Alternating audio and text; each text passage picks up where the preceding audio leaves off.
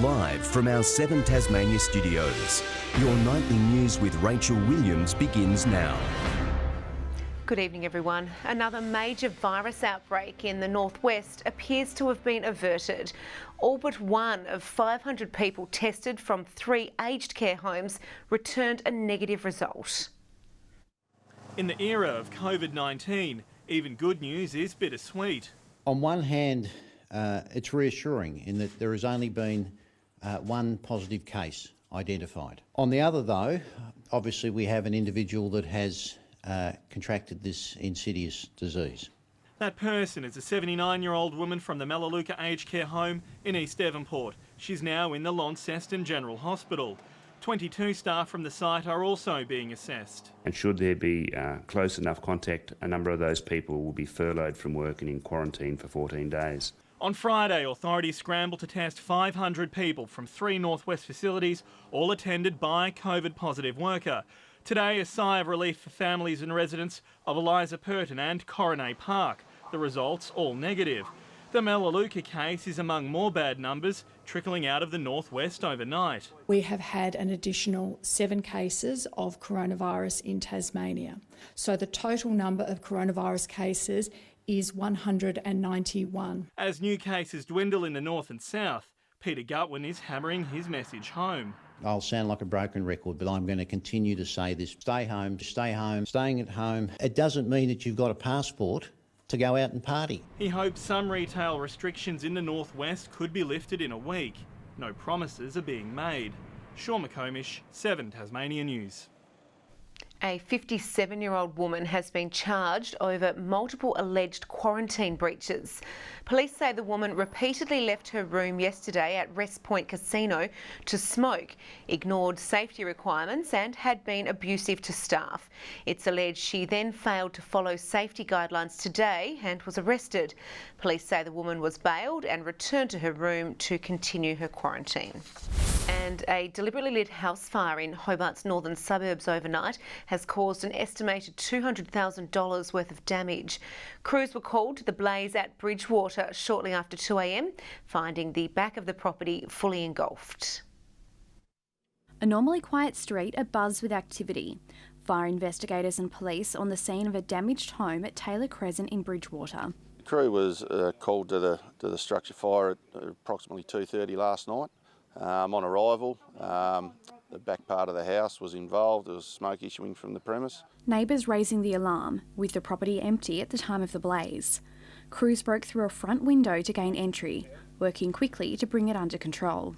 The damage bill estimated at $200,000. With the place being unoccupied, there was one unboarded window which the fire has started in that area. Police and fire crews remained on the scene here in Bridgewater for several hours, undertaking initial investigations into the cause of the blaze. The fire has since been determined to be deliberately lit, with the ongoing investigation handed over to police. Oh, it is disappointing, especially in the current environment with all what's going on around the place. Deliberately lit fires, you got to ask yourself why. Anybody with information is urged to contact Crime Stoppers. Ebony Ablett, 7 Tasmania News. It's controversial, outrageous and a much-loved Tasmanian tradition. But this year's Uni Review isn't letting the global health crisis from dimming its satirical lights. For the first time, the public will be able to watch the show from home amid theatre shutdowns. A Tasmanian cast in the throes of major rehearsals. Waft your arms in a triangle. Circling, here comes Gus. Oh, lovely, Gus. Just before the global pandemic drew the curtain on this year's Uni Review. We spent a couple of months in pre-production and then the company had to have an emergency meeting and make the tough decision to cancel. Nothing stopped it before and it looked like something was finally going to stop us in our tracks. But the show will go on. Originally titled ScoMo Inferno, based on the recent bushfires, most of the performance and the title has been changed to ensure the newly COVID-19 themed pandemic can be viewed off stage via video. So we thought, can we pivot this whole thing into basically a sketch show, like a TV show or like a Monty Python sort of thing? So we've been busily changing mediums. The Old Nick Company now running a crowdfunding campaign to get the 73rd annual show on the road. We're using it as pre-sales. If we hit our pre-sales target, then we're going to be able to go ahead. I think we're about 4 days into our campaign. We've already hit a quarter of our goal, which is really awesome. And I think we're on track to make it all the way. Those behind the scenes say this is the first time the Uni Review has been cancelled since its beginnings back in 1948, with this year's funding more crucial than ever to keep the tradition under the spotlight. We're still able to support the artists who work on the Uni Review. We've already invested a bunch of money into the artists producing the show when we were producing it for stage, and we're hoping to be able to keep them working in their roles. Organisers are aiming to release Pandemic in June. Ruby Kamane, 7 Tasmania News. The fallout from industry shutdowns due to coronavirus isn't just affecting humans, with Bonorong Wildlife Sanctuary feeling the pinch since closing its doors to the public. With its work rescuing injured wildlife still ongoing, the sanctuary is calling out for assistance as it braces to lose an estimated $1 million in revenue. Like so many other businesses across the state, the gates are closed at Brighton's Bonorong Wildlife Sanctuary. The popular tourist attraction shutting up shop less than a month ago. I think for all of us it's just very eerie. Here it's just normally such a bustling, happy place with so many things going on, so just to not have guests coming through it. The sanctuary relies on local visitors, as well as interstate and overseas tourism, offering popular tours and opportunities to get up close and personal with local wildlife. Financially relying on admissions as well as public donations and volunteers, the months ahead are looking tough for Bonorong. Look, the early cash flow figures showed we'd probably need somewhere around the $1.1 million mark in terms of loans and overdrafts just to get us through to December, and that's based on hopefully 50% of income coming back in December. The gates might be closed here at Bonorong, but the show must go on.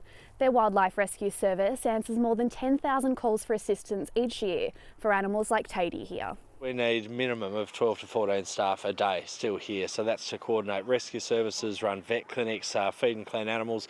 One thing we won't do is jeopardise the standard of care that we provide to wildlife. Prepared to take on debt to keep the sanctuary alive, Greg is urging Tasmanians to look out for local businesses and support them where possible during these trying times. If we were 1 or 2 years old, we're gone right now, and it's all ends up. So look, we're very lucky, and think about those businesses and what you can do to support them, whether it's a donation or volunteering after this passes. If you want to assist in the sanctuary's survival, head to Bonorong's website.